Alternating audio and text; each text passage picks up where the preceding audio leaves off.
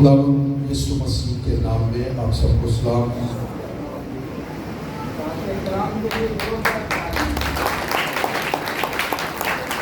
Thank you very much, God bless you.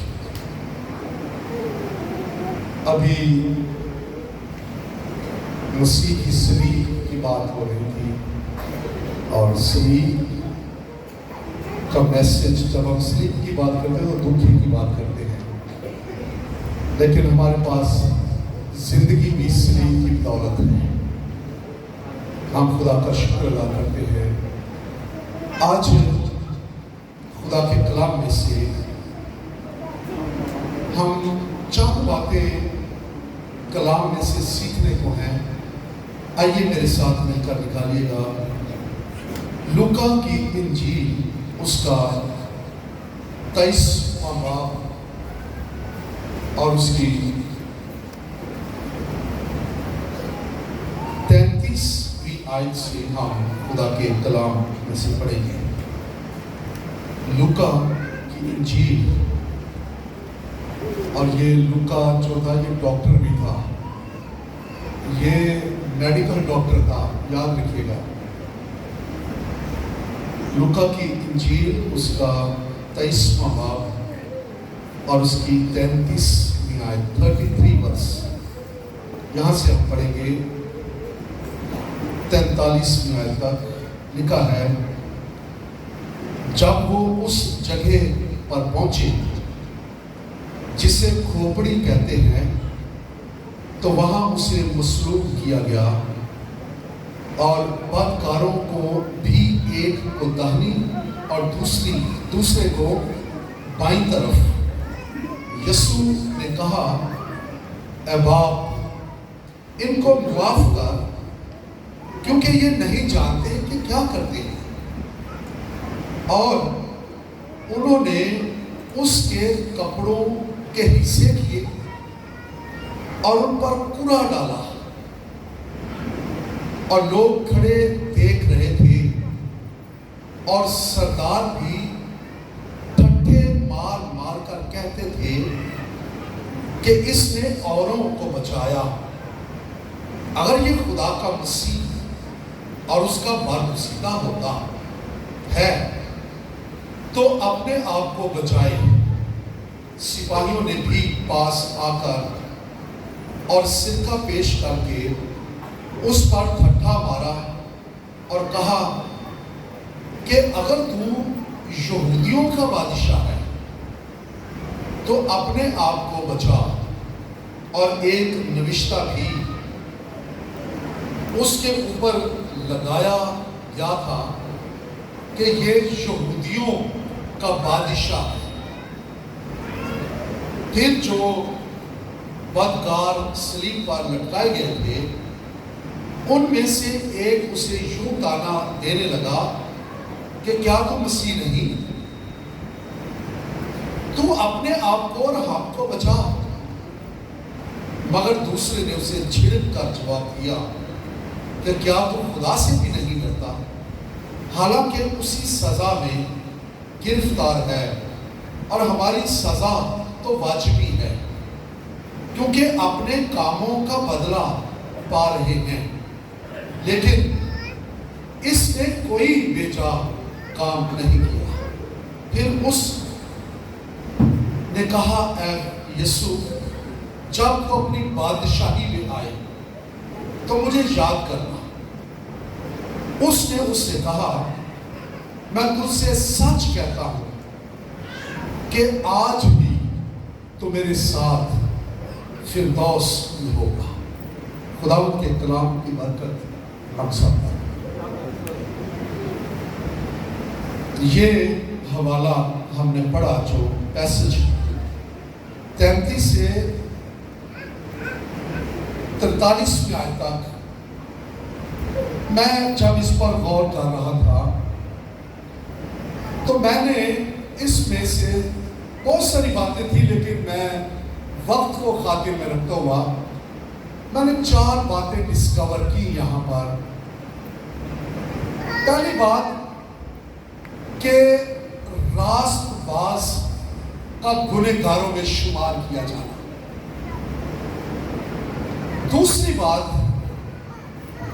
यीशु मजहबी क़ियादत की तनकीद की जद में था। तीसरी बात जो मैंने यहां पर देखी कि जो कतबा उसके सर पर लगाया गया, जो इल्जाम लिखा गया, उसकी भी मुखालफत की गई। चौथी बात, यीशु अपने दुख में भी अपने मिनिस्ट्री वर्क को जारी रख रहा। चार बातें यहां पर हम इस हवाले में, इस पैसेज में हम देख सकते हैं। पहली बात यहां पर जो मौजूद है कि वो रास्तबाज गुनहगारों में शुमार किया गया। यीशु की बेगुनाही ये तो वाज़ेह थी, इसमें किसी तरह से कोई शक की गुंजाइश नहीं है,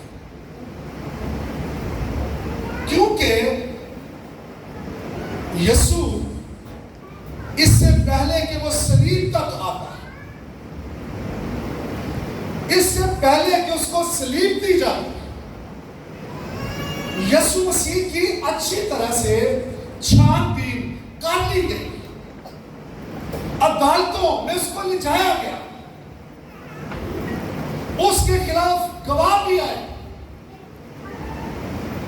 लेकिन मसीह की बेगुनाही ये वाज़ेह रही, कोई गुनाह साबित नहीं हो सकता। मत्ती की इंजील के अगर आप 27वें बाब की 19वें आयत को देखें तो पहली बात कि जब पिलातुस उसकी तहकीक कर रहा था तो ये तो खुद रूमी था और उसकी बीवी भी ये रूमी नहीं थी, यहूदी नहीं थी। तो इसकी बीवी उसके पास आकर ये कहती है कि तू इस रास्तबाज से कुछ काम ना रख।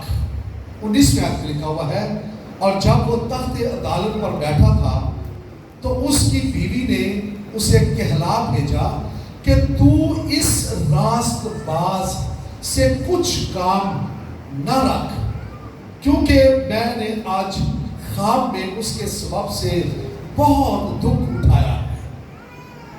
यहां पर खुदावंद मसीह की रास्तबाजी का ये इसकी बीवी इकरार करते हुए ये कहती है कि ये रास्तबाज है।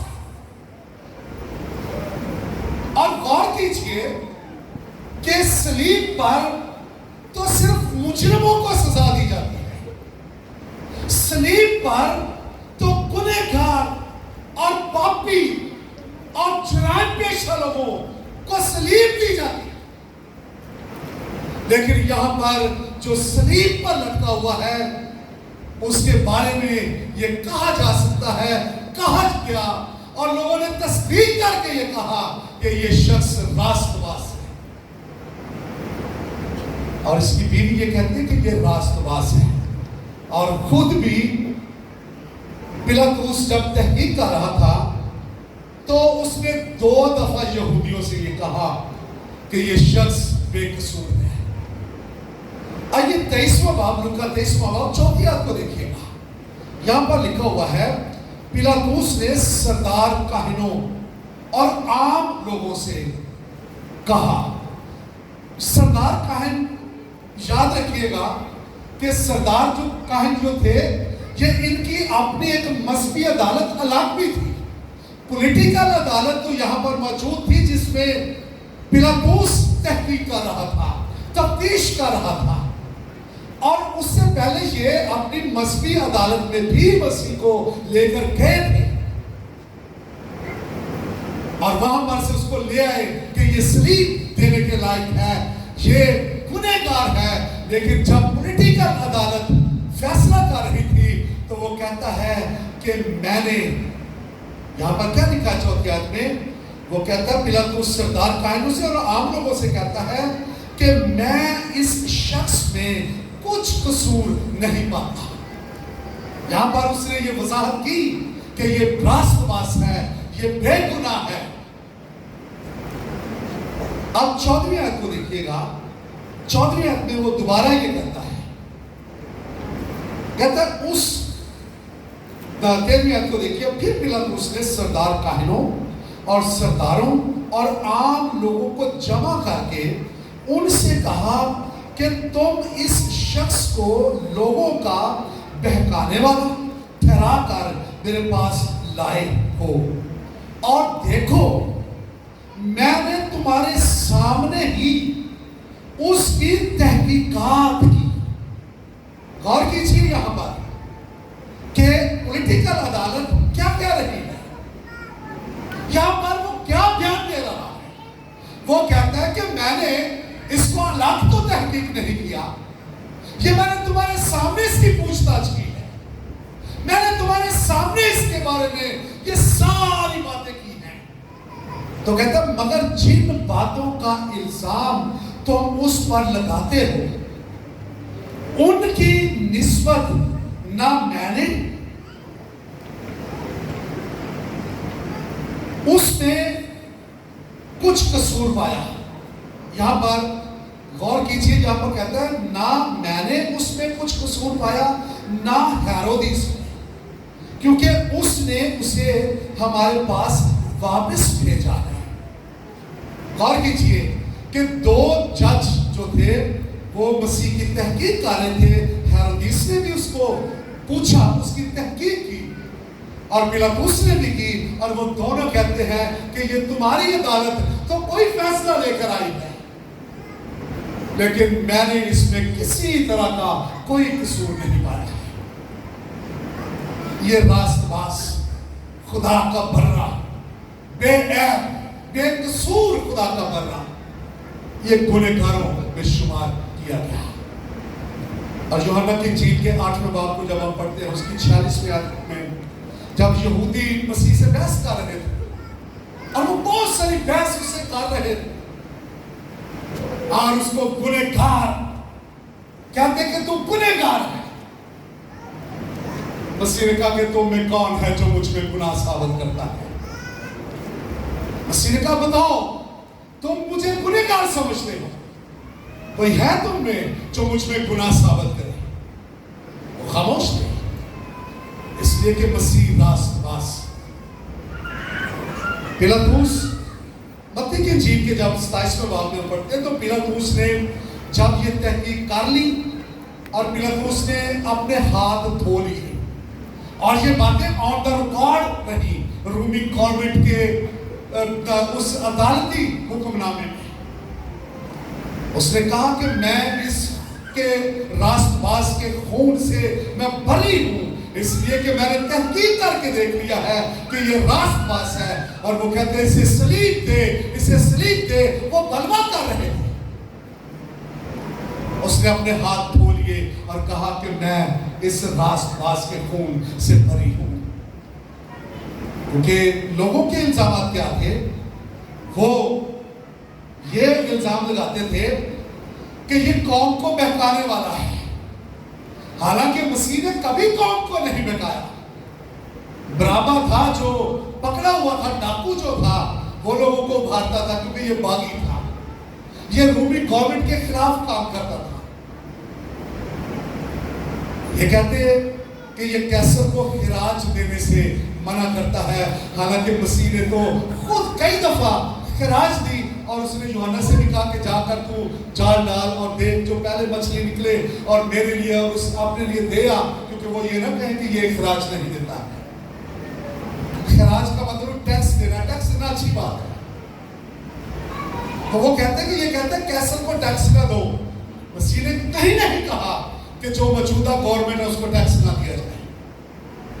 फिर वो ये कहते हैं ये अपने आप को बादशाह कहता है। मसीह ने भी जमीन पर कभी ये नहीं कहा कि मैं बादशाह हूं, मेरे पीछे चले आओ, मैं तुम्हें बादशाही दे दूंगा। उसने कभी ये नहीं कहा। ये भी इल्जाम आती। दरअसल ये सब कुछ नविश्तों की तकमील कि वो रास्तबाज लेकिन गुनहगारों में शुमार किया गया, उसे गुनहगारों के दरमियान लटकाया गया। यशाया 53 बाब और उसकी 12वीं आयत में लिखा हुआ है, वो खताकारों में शुमार किया गया तो भी उसने बहुतों के गुनाह उठा लिए और खताकारों की शिफायत की। गौर कीजिए, मसीह ने खताकारों की शिफायत की, उनके लिए उसने दुआ की और यहाँ पर वो क्या कहता है, अब बाप इनको माफ कर, ये नहीं जानते कि ये क्या करते हैं। तो शिफायत करने वाला, लेकिन इन्होंने बड़ी चालाकी के साथ मसीह को ये समझ रहे थे कि हम ये साबित कर चुके हैं कि यीशु मसीह गुनहगार है, और दो डाकुओं के दरमियान मसीह को लटका दिया गया। ये तासुब की इंतहा थी, लेकिन वो नहीं ये जानते थे कि ये क्या हो रहा है। लेकिन बाइबल कहती है कि ये तो नविश्तों की तकमील थी कि उसका मसीह ऐसे ही गुनहगारों के दरमियान रहेगा ताकि गुनहगारों को अपने खून के वसीला से, अपनी मोहब्बत के वसीला से उनको रिहाई बख्शे, उनको आजाद करे। वो गुनहगारों में शुमार किया गया, उसको वहां पर गिना गया। लिखा हुआ है कि जब वो उस जगह पर पहुंचे जो खोपड़ी कहते हैं, तो वहां उसे मसलूब किया और बदकारों को भी, एक को दाहिनी और दूसरे को बाईं तरफ। यीशु अगरचे रास्तबाज, लेकिन उसको गुनहगारों में शुमार किया गया। लेकिन इसका मतलब ये नहीं है, वो इसलिए शुमार किया गया ताकि गुनहगारों को वो खरीद ले, उनको आजाद करे, उनको रिहाई बख्शे और उनको उस गुनाह की कैद से आजाद कर सके।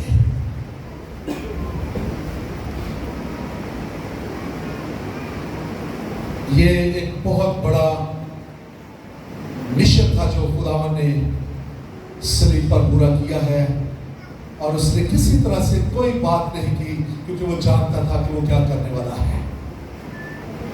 दूसरी बात, यीशु मजहबी रहनुमाओं की तनकीद की ज़ाद में रहा। वक्त की मजहबी क़यादत ने कभी मसीह को अप्रिशिएट नहीं किया। आप बाइबल को पढ़ लीजिए, कभी उन्होंने ये नहीं कहा कि तू अच्छे काम करता है। वो हमेशा तनकीद करते रहे। वो गुनहगारों के गुनाह माफ करता, तो ये कहते कि ये कुफर बकता है, कौन गुनाह माफ कर सकता है।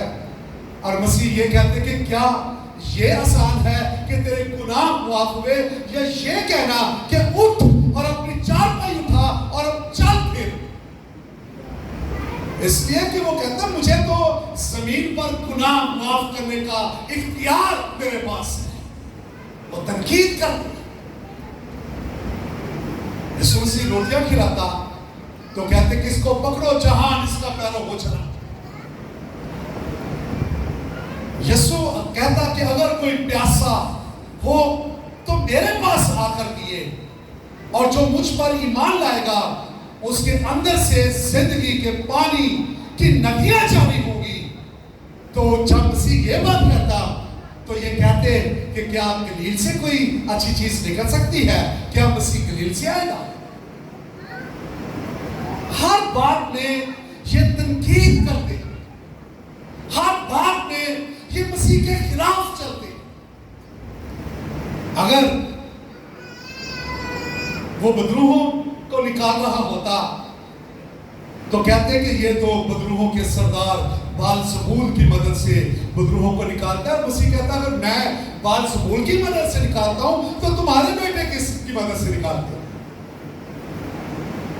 शरीर तनकीद पर गौर कीजिए कि मजहबी क़यादत किस कदर तनकीद कर रही थी, और ऐसी सूरत हाल में मसीह का दुनिया में मुनादी करना, सच्चाई बयान करना, ये कितना मुश्किल कर रहे थे।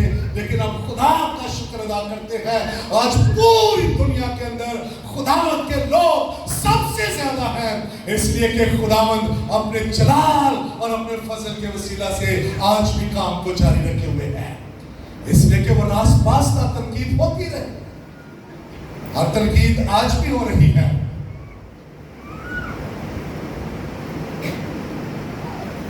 کبھی وہ مسیح سے کہتے اس میں تو بدرو ہے، مسیح جب ان کو کہتا کہ میرے پاس ہو میں تمہیں زندگی دوں گا، اور وہ کہتے کہ تیرے پاس کیا زندگی ہے، کیا تو ہمارے باپ ابراہم سے بڑا ہے؟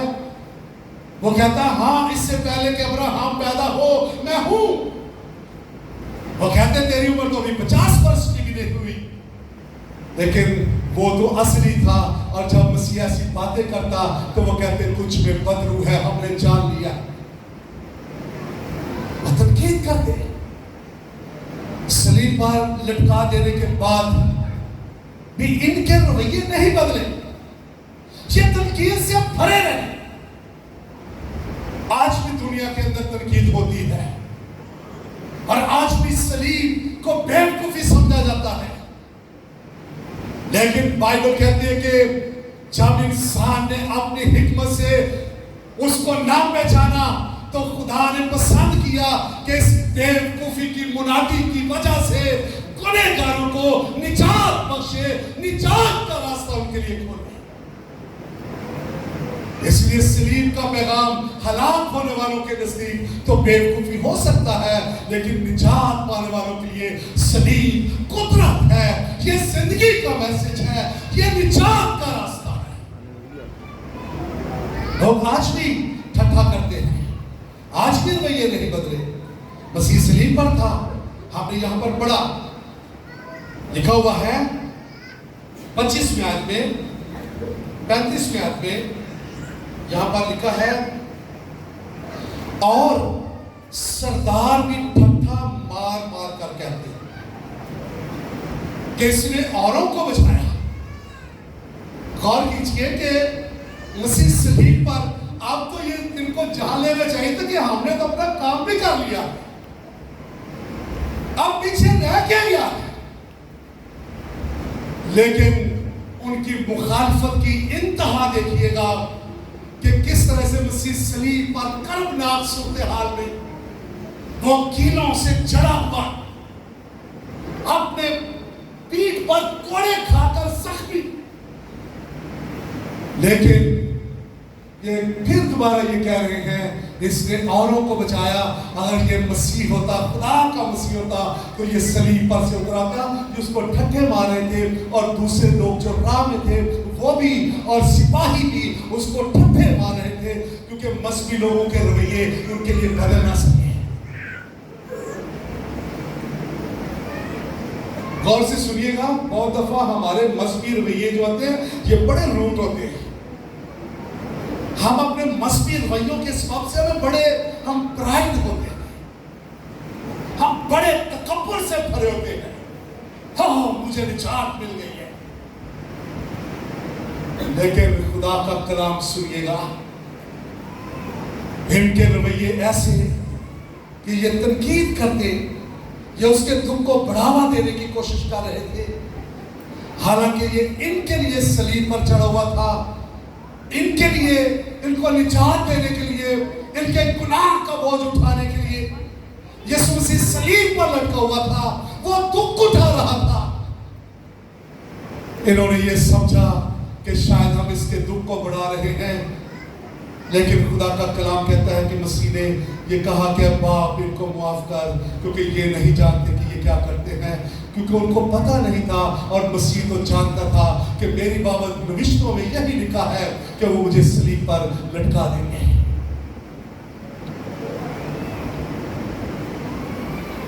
مسیح کے لیے صلیب پر سے اتر آنا کوئی مشکل کام نہیں تھا۔ جب یہ کہہ رہے تھے کہ اگر یہ خدا کا مسیح ہے تو صلیب پر سے اتر آئے، یہ اوروں کو بچاتا رہا ہے، تو کیا اس کے لیے ممکن کوئی ناممکن تھی بات؟ اس کے لیے کچھ بھی ناممکن نہیں تھا، لیکن وہ جانتا تھا کہ مجھے دنیا کی نجات کے لیے قربان ہونا ہے، مجھے مرنا ہی ہے، اور اس نے ساری تنقید کو وہ خاموشی سے وہ برداشت کرتا رہا، اور اس نے کوئی ان کے بارے میں بات نہیں کی، بلکہ ان کے لیے معافی کی درخواست وہ کرتا رہا۔ یسوع مسیح اگرچہ تنقید سہتا رہا لیکن خاموش رہا تاکہ مجھے اور آپ کو زندگی اور نجات مل جائے۔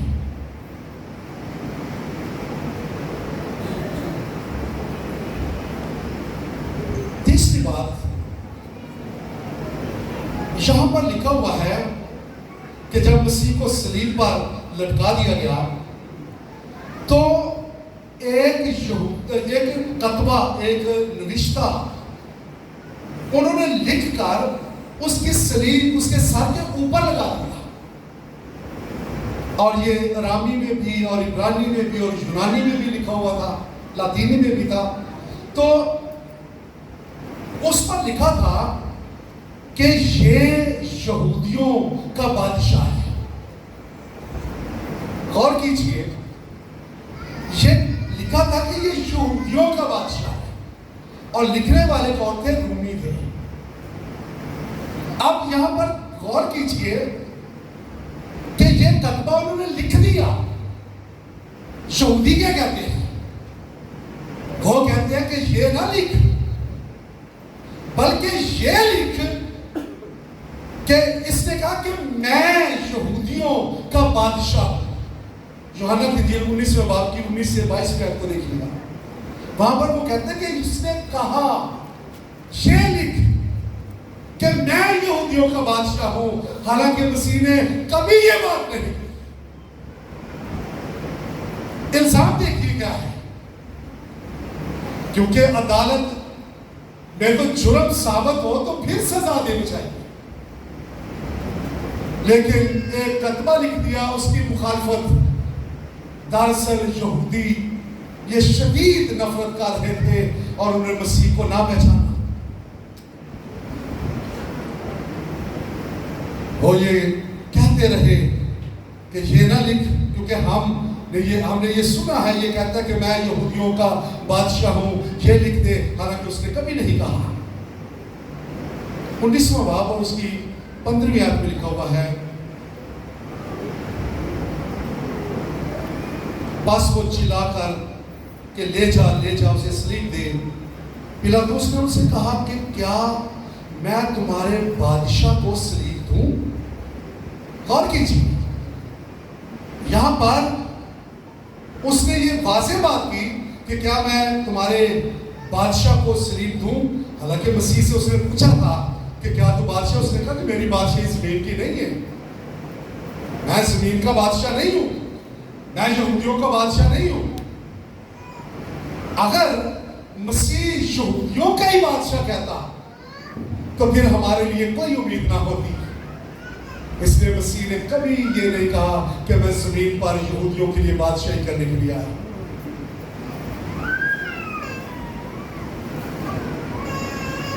مسیح نے یہ کہا کہ میری بادشاہی دنیا کی نہیں ہے۔ یوحنا کی انجیل 18ویں باب کی 36ویں آیت، مسیح نے یہ کہا کہ میری بادشاہی دنیا کی نہیں ہے، میں دنیا پر بادشاہی کرنے کے لیے نہیں آیا ہوں۔ اور اس نے تو یہ بھی کہا کہ اگر میں بادشاہی کرنے کے لیے تو میرے شاگرد لڑتے، میں ان کو کہتا، میں ان کو تلوار یہ نہ کہتا کہ میان میں کر لو، کہتا میری بادشاہی دنیا کی نہیں ہے۔ اعمال کی کتاب 1 باب اور اس کی 6 اور 7 آیت میں لکھا ہوا ہے، بس انہوں نے جمع ہو کر اس سے یہ پوچھا کہ اے خداوند کیا تو اسی وقت اسرائیل کو بادشاہی پھر عطا کرے گا؟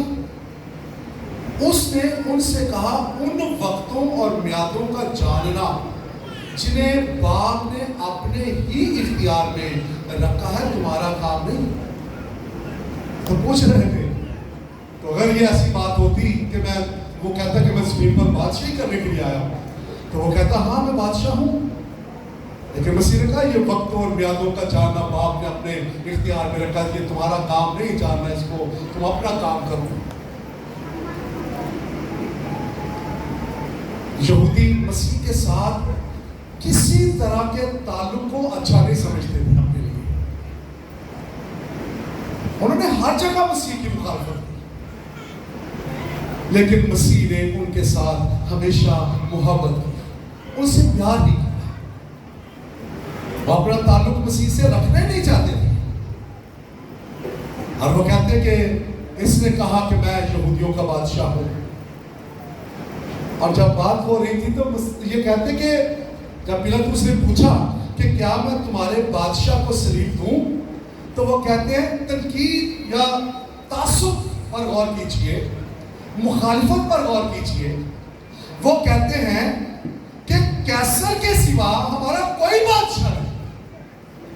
حالانکہ کیسر کی غلامی سے یہ چھوٹنے کے لیے یہ مسیح کو بادشاہ بھی بنانا چاہتے تھے۔ اب یہاں پر مخالفت کی انتہا یہ کہ کتبہ لکھا ہوا ہے اور اس پر یہ تنقید کر کے کہتے ہیں کہ کیسر کے سوا ہمارا کوئی بادشاہ نہیں ہے، حالانکہ اس کی غلامی میں یہ کڑتے تھے، یہ چلاتے تھے، یہ وہاں سے چھوٹنا چاہتے تھے۔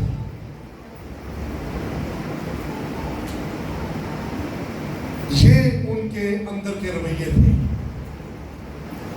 اور میں جب یہ میسج دے رہا ہوں تو میں چاہتا ہوں کہ ہم اپنے رویوں پر بھی غور کریں تاکہ ہم سب اپنے رویوں کو جان سکیں۔ انہوں نے انتہا کر دی کہ یہ کتبہ ایک لکھ دیا گیا اور اس پر بھی وہ کہتے ہیں کہ یہ نہ لکھیے، اس میں یہ کہا ہے کہ ہم اس سے تعلق نہیں رکھتے، ہمیں یہ منظور نہیں ہے، ہم اس کو بادشاہ نہیں مانتے، ہم کیسر کو بادشاہ مانتے ہیں۔ یہ کہتے ہیں کیسر کے سوا ہمارا کوئی بادشاہ نہیں ہے۔ کیسر آج دنیا میں نہیں ہے، لیکن خدا کا بیٹا یسوع مسیح جو مردوں میں سے جی اٹھا ہے وہ آج بھی دنیا میں یہاں موجود ہے۔ اس لیے اس کی بادشاہی زمین اور آسمان پر قائم ہے۔ وہ ایک معمولی انسان کو اپنا بادشاہ جانتے رہے، لیکن زندگی کے بادشاہ کو انہوں نے رد کیا۔ اور آج بھی بہت سے لوگ ہیں جو زندگی کے بادشاہ کو رد کر کے دنیا کی طرف دیکھ رہے ہیں۔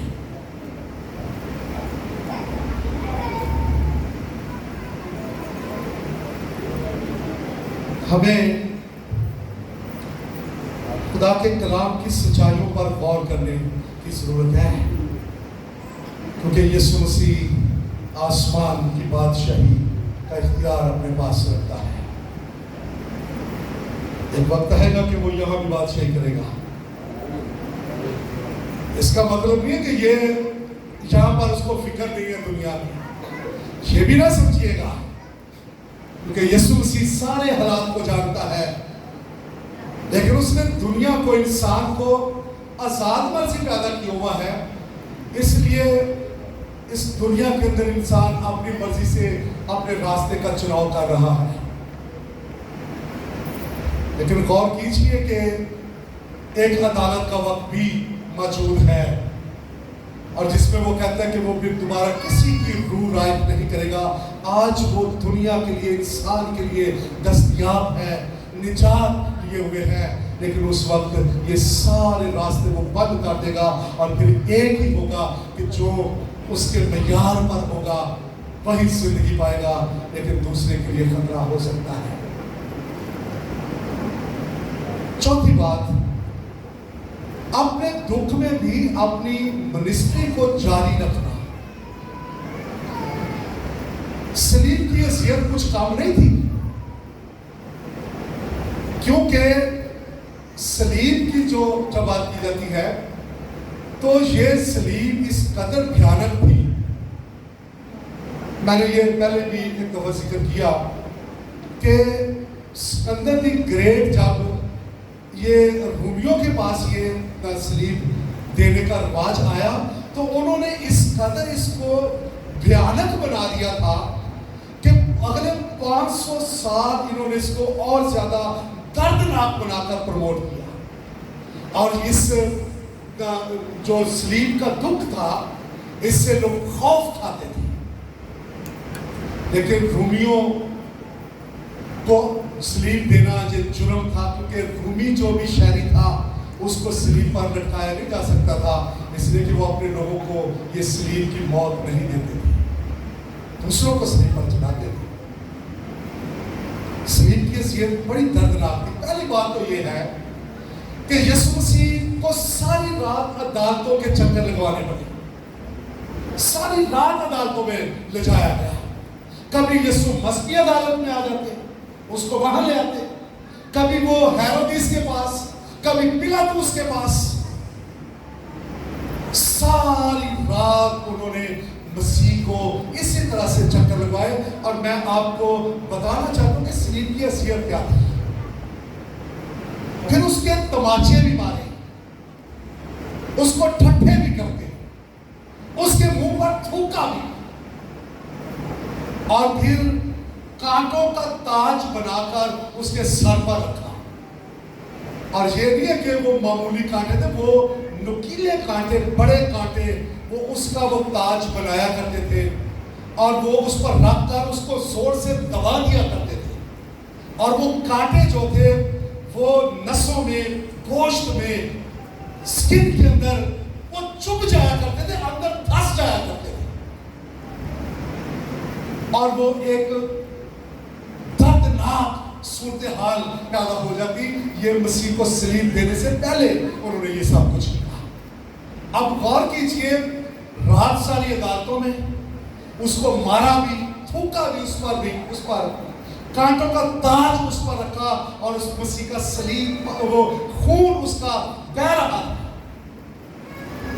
اب جب دوبارہ سلیب کی بات کی گئی، جب پلاطس کہتا ہے کہ میں نے اس میں کوئی جرم نہیں دیکھا ہے، تو وہ چلا کر کہتے ہیں کہ اس کو سلیب دی جائے، تو اس کو ایک کم 40 کوڑے لگائے۔ رومی کوڑا جو تھا وہ 6 شاخہ ہوا کرتا تھا، وہ 3 شاخہ بھی ہوتا تھا، 6 شاخہ بھی بناتے تھے، اور وہ رسیاں ہوتی، چمڑے کی رسیاں ہوتی، اور اس کے درمیان میں وہ رسی میں یہاں پر یا تو وہ نکیلے کیل لگایا کرتے تھے، یا پھر انسانی ہڈیوں کو اس کو نوکدار بنا کر ان میں جگہ جگہ پرو دیا کرتے تھے۔ آپ غور کیجئے کہ ان جو وہ شاخیں ہوتی تھی، جگہ جگہ وہ انہوں نے کیل یا ہڈیاں رکھی ہوتی تھی، اور جب وہ کوڑا لگتا تھا بدن پر، تو کیل یا وہ ہڈیاں وہ انسان کے ماس کے اندر، گوشت کے اندر دھس جایا کرتی، اور جب اس کو وہ اکھاڑا کرتے تھے تو گوشت بھی باہر آ جایا کرتا تھا، اور وہاں سوراخ ہو جایا کرتے تھے۔ یہ ایک دردناک صورتحال کہ مسیح کا گوشت بھی اڑا ہوا تھا۔ پھر اسی زخمی پیٹھ پر، اور لکھا ہوا ہے کہ انہوں نے وہ میری پیٹھ پر رگاریاں بناتے ہیں۔ یہ رگاریاں جو ذمہ دار لوگ ہیں وہ اس بات کو زیادہ سمجھتے ہیں، جدوں اسی کوئی پیاز یا کھیرے شیرے بلا لاؤندے نا، جو تے پیاڑی دے وچ وہ بٹا بناؤندے نے، تھالیاں بناؤندے نے، وہ کہتا ہے وہ انہوں نے میری پیٹھ پر رگاریاں بنا دی، اس قدر کوڑے اس کو لگے۔ اسی سے سلیب اٹھاتا ہے، اسی سے وہ چلتا جا رہا ہے۔ بعد میں انہوں نے شمعون قریبی کو پکڑا، اور اس کو روپیہ دے کر، پیسے دے کر، بغار میں سپاہیوں نے بغار میں اس کو پکڑ کر اسے سلیب اٹھوایا۔ جب اس سلیب پر اس کو لٹکایا، ہاتھوں کو میں کیل ٹھوک دی، اس کی پسلی میں پھالا مار دیا۔ اب غور کیجئے کہ ایک شخص جو اتنا ظلم برداشت کر کے، سر میں سے بھی خون، اور یہاں پر وہ زخمی ہے، پیٹھ زخمی ہے، ہاتھوں میں کیل لگے ہوئے ہیں، لیکن وہ اپنے اس دکھ میں بھی اپنے منسٹری ورک کو جاری رکھے ہوئے ہیں۔ لوگ بھی تانے دے رہے ہیں، سر ہلا ہلا کر باتیں کر رہے ہیں۔ یہ ڈاکو بھی یہ کہنے لگے کہ کیا تم نے اوروں کو نہیں بچایا، ہمیں بھی بچا۔ اور خود بھی بچ جائے. لیکن ایک نے کہا کہ کیا تو خدا سے بھی نہیں ڈرتا ہے؟ ہم یہ جو سزا پا رہے ہیں وہ کہتے ہیں یہ واجبی ہے، کیونکہ ان کو پتا تھا کہ ہم نے گناہ کیا ہے، گناہ کی وجہ سے صلیب پر ہے. اور وہ کہتے ہیں اس نے کوئی بیجا کام نہیں کیا ہے. اور وہ بڑی محبت سے اس کا مطلب وہ اقرار کرنے لگا اپنی زندگی کے اندر. اور اس نے خداوند کی طرف دیکھ کر کہا، اے خداوند، جب وہ اپنی بادشاہی میں آئے، اس کو نہیں پتا تھا کہ اس کی بادشاہی کب آئے گی. اس کو یہ نہیں پتا تھا کہ یہ کب بادشاہی کرے گا. وہی کہتا ہے خداوند جب تو اپنی بادشاہی میں آئے تو مجھے یاد کرنا. مسیح نے کہا کہ تو کب کی سوچ رہا ہے، تو کہاں کی سوچ رہا ہے؟ آج ہی تو میرے ساتھ فردوس میں ہوگا، اس لیے کہ زندگی کا مالک میں ہوں، اس لیے کہ تو جو کہہ رہا ہے آج ہی تو میرے ساتھ ہوگا. یسوع مسیح اپنے لوگوں کے لیے ایسے جذبات رکھتا ہے. صلیب پر بھی مسیح نے اس ڈاکو کو بچا لیا. میرے عزیز بھائیو بہنوں، بہت دفعہ ہم اس مکاشفہ کو نہیں سمجھتے ہیں. ہم یاد تو یہ کرتے ہیں، ہم کہتے تو یہ ہیں کہ وہ صلیب پر ہمارے لیے مرا ہے، اس نے ہمارے لیے دکھ سہا ہے، لیکن کبھی ہم اس سچائی کو اپنی روح کے اندر نہیں آنے دیتے ہیں. میرے عزیز بھائیو بہنوں، ہماری ضرورت یہ ہے کہ یسوع مسیح جو صلیب پر مر گیا وہ آج بھی میرے اور آپ کے لیے اس جگہ پر موجود ہے. 4 باتوں کا میں نے ذکر کیا ہے آپ کے ساتھ کہ وہ گنہگاروں میں شمار کیا گیا، وہ تنقید کی ذات میں رہا، مذہبی لوگوں نے تنقید کی، خطبے پر بھی مخالفت کرنے لگے، لیکن اس نے اپنے منسٹری ورک کو جاری رکھا. بچانے کے لیے آج بھی وہ تیرے بچانے کے لیے اس جگہ پر موجود ہے. اگر تو گنہگار ہے، اگر تو نے ابھی تک توبہ نہیں کی ہے، ابھی تک تو نے زندگی مسیح کو نہیں دی ہے، تو تو گناہ کی حالت میں اس سے دور ہے، خطرناک صورتحال میں ہے. آئیے چند لمحے کے لیے سب اپنی آنکھوں کو بند کریں، اپنے سروں کو جھکائیں گے. اگر آپ گنہگار ہیں، اپنی زندگی میں محسوس کرتے ہیں، تو خداوند کے سامنے اقرار کیجئے، توبہ کیجئے.